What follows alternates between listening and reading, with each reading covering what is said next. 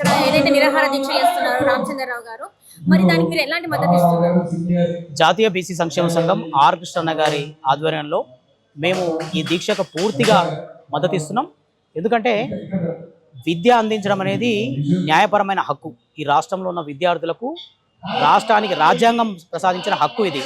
So హక్కు ప్రకారం ప్రభుత్వ బాధ్యత అందించాల్సిన బాధ్యత. మరి అలాంటి బాధ్యతను నిర్లక్ష్యం వహిస్తున్న రాష్ట్ర ప్రభుత్వానికి వ్యతిరేకంగా నిధులు కేటాయించాలి, మాకు బకాయిలన్నింటినీ విడుదల చేయాలనే ఉద్దేశంతో ఈరోజు రాష్ట్ర అధ్యక్షులు బీజేపీ రాష్ట్ర అధ్యక్షులు రామచంద్రరావు గారు ఈ దీక్షకు పూనుకున్నారు.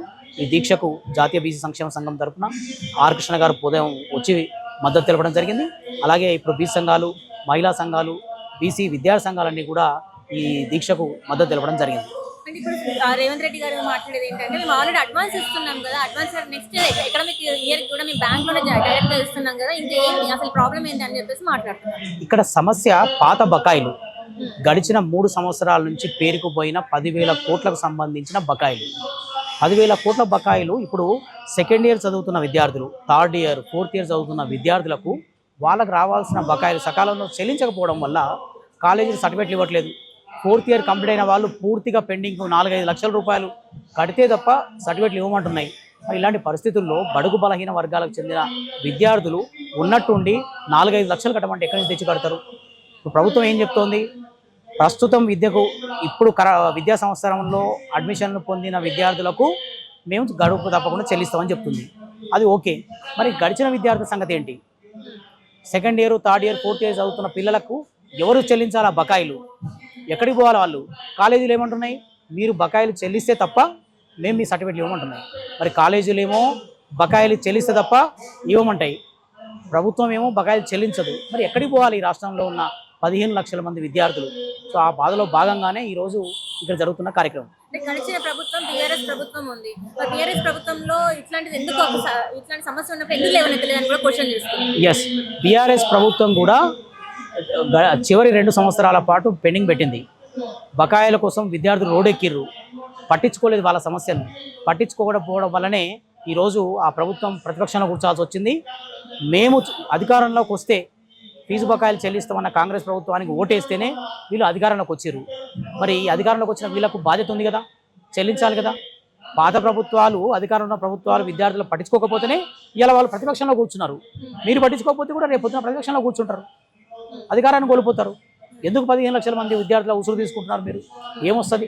2,000 కోట్లు చెల్లించలేని పరిస్థితిలో ఉందా తెలంగాణ?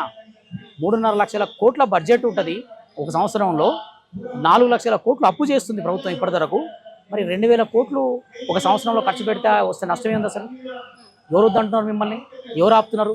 అంటే కమిషన్లు వస్తలేమనా? అంటే విద్యాశాఖకు పెట్టే శాఖ ఖర్చు పెట్టే బిల్లులలో, వాళ్ళకి రిలీజ్ చేసే బిల్లులలో కమిషన్లు రావని చెప్పేసి మీకు అట్లాంటి బాధతోటి ఏమన్నా రిలీజ్ చేయకుండా ఉన్నారా? చెప్పండి, సమాధానం చెప్పండి. అంటే విద్యాశాఖలో ఇప్పుడు చేసిన అన్ని, అంటే ఏవైతే అభివృద్ధి ఉందో ఇంతవరకు ఎవరు చేయలేదు. 10 సంవత్సరాలలో బీఆర్ఎస్ కూడా చేయలేదు, మేము చేస్తున్నాం, అయినా కూడా ఎందుకు ఇట్లా చేస్తున్నారని అడుగుతున్నాం. ఆకునూరి మురళి ఆయన విద్యాశాఖ కమిషన్గా ఈ ప్రభుత్వమే ఆయన నియమించింది.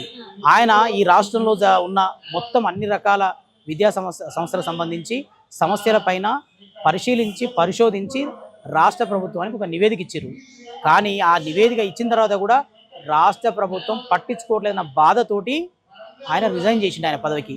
ఇంకా ఇంతకు మించిన అన్యాయం విద్యాశాఖలో జరుగుతుందంటే ఇంకా వేరే ఉదాహరణ చెప్పాల్సిన అవసరం లేదు. ఈ రాష్ట్ర ప్రభుత్వం నియమించిన అధికారే నాకు వద్దు బాబు ఈ పదవి, నా మాట వినప్పుడు నేను ఎందుకు ఉండాలి ఈ పదవిలో అని చెప్పి వదిలేసిపోయిన పరిస్థితి.